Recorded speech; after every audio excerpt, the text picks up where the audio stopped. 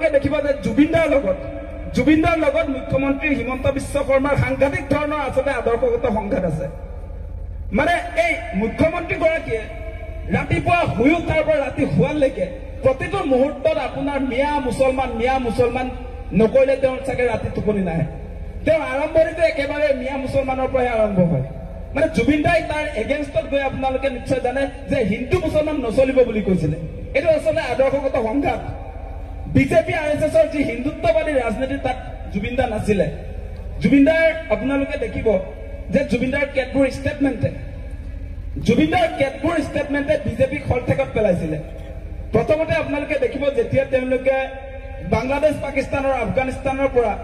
যিবিলাক ধৰ্মীয় সংখ্যালঘু মানুহ অসমত সংস্থাপন কৰিবৰ কাৰণে কাজ জাপি দিছিলে আমাৰ ওপৰত সেই কাজ জাপি দিয়াৰ সময়ত জুবিন দাই গোটেই অসমৰ ৰাইজক ঐক্যবদ্ধ কৰি কিন্তু ৰাজপথলৈ উলিয়াই আনিছিলে যে অসম কেতিয়াও বিদেশী চৰণীয়া পথাৰ নহয় গতিকে কোনো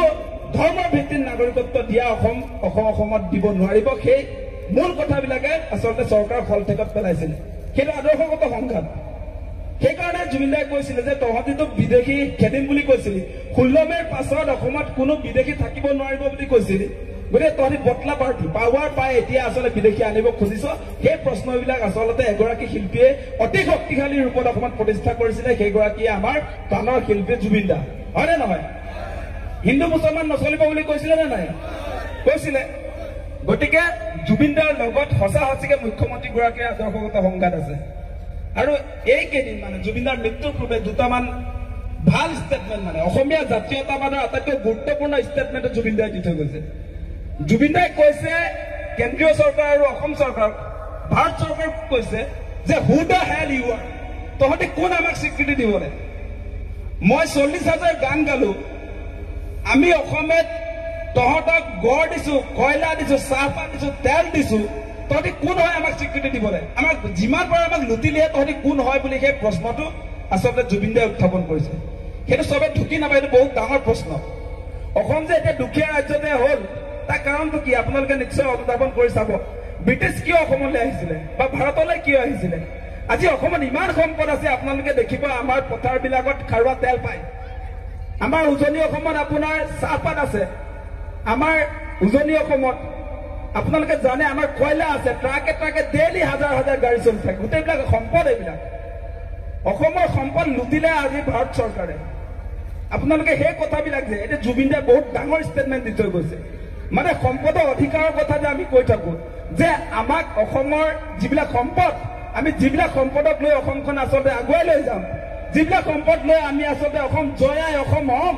সেই সম্পদবিলাক লুটি নিয়াৰ কাৰণে who the hell U R বুলি জুবিন দাই কৈ থৈ গৈছে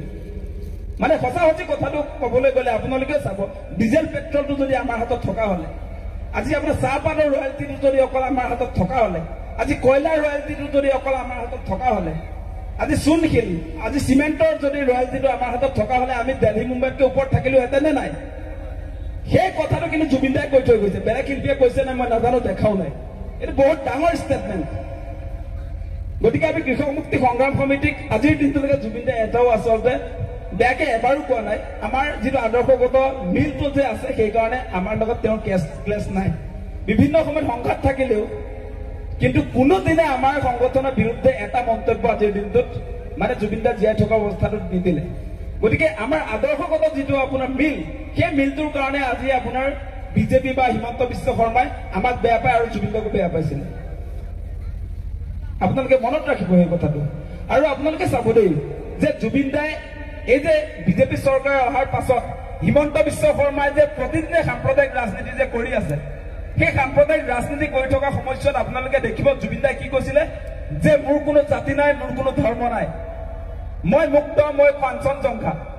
সেইটো সঁচাকে আচলতে জুবিন দাই কৈছিলে আৰু মুখ্যমন্ত্ৰীগৰাকীয়ে কৈছে যে এইটো আচলতে চিনেমাৰ ডাইলগ নহয় বুলি জুবিন দাই নিজে কৈ থৈ গৈছে মোৰ ওচৰত এইবিলাক চব বস্তু আছে জুবিন দাই নিজে কোৱা কথাটো শুনিম নে মই হিমন্ত বিশ্ব শৰ্মাৰ কথাটো শুনিম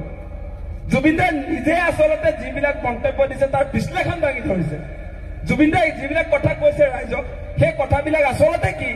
সেইবিলাক ধুনীয়াকে বিশ্লেষণ দাঙি ধৰিছে মানে জুবিন দাই আপোনালোকে নিশ্চয় জানে তেওঁ নিজে কেইবাটাও সাক্ষাৎকাৰত কৈ থৈ গৈছে যে আমি মানে ধৰ্ম জাত পাত সেইবিলাকক লৈ কেতিয়াও বিভাজন হৈ থকাটো উচিত নহয় সেইকাৰণে তেওঁ সাম্প্ৰদায়িকতাৰ বিৰোধিতা কৰিছিলে আৰু সেইকাৰণে তেওঁ ব্ৰাহ্মণ সম্প্ৰদায়ৰ সন্তান হোৱাৰ পাছতো আচলতে তেওঁ লগুণ ছিঙি দিছিলে সেই লগুণ ছিঙি দিছিলে আপোনাৰ তেওঁ হায়াৰ ছেকেণ্ডেৰী ফাৰ্ষ্ট ইয়েৰ পঢ়ি থকা সময়ছোৱাতে গতিকে সঁচা সঁচিকে তেওঁ মানুহে আছিলে মানৱ ধৰ্মী আছিলে তেওঁ মানুহক সহায় কৰি ভাল পায় এগৰাকী মানুহ সেইকাৰণে দেখিব মানে সঁচা সঁচিকে জুবিনদাৰ ক্ষেত্ৰত যদি আপোনালোকে চাই তেওঁ সাধাৰণ মানুহ নাছিলেই গতিকে সেইকাৰণে আপোনালোকে দেখিছে মৃত্যুৰ পাছতো জুবিনদাৰ যি আচলতে জীৱন্ত কালত বিচাৰিছিলে সেই তেওঁ মৃত্যুৰ পাছত আপোনালোকে দেখিব প্ৰায় 10-15 লাখ মানুহ হিন্দু খ্ৰীষ্টান জৈন পাৰ্চী বৌদ্ধ মুছলমান সকলো একগোট হৈছিলে নে নাই একগোট হৈ এনেকুৱা নজিৰটোতো অসমত নাই জুবিনদাই সেইটোৱে বিচাৰিছিলে যে সকলো মানুহ একগোট হৈ থাকিব লাগে ইয়াত কোনো ধৰণৰ বিভাজন থাকিব নালাগে আমি হিন্দু মুছলমান সকলো ভাই ভাই সেই কথাবিলাক আছিলে এতিয়া এনে মিছামিছিকে আপোনাৰ ধৰ্মক লৈ জাত পাতক লৈ যি ধৰণৰ বিভাজন আনিছে সেইটো কোনো কাৰণে আচলতে গ্ৰহণীয় নহয় আৰু জুবিনদাই তাৰ সদায় প্ৰতিবাদ কৰিছিলে যিকোনো খবৰৰ বাবে যোগাযোগ কৰক 7099017330 লগতে 7099017110 নম্বৰত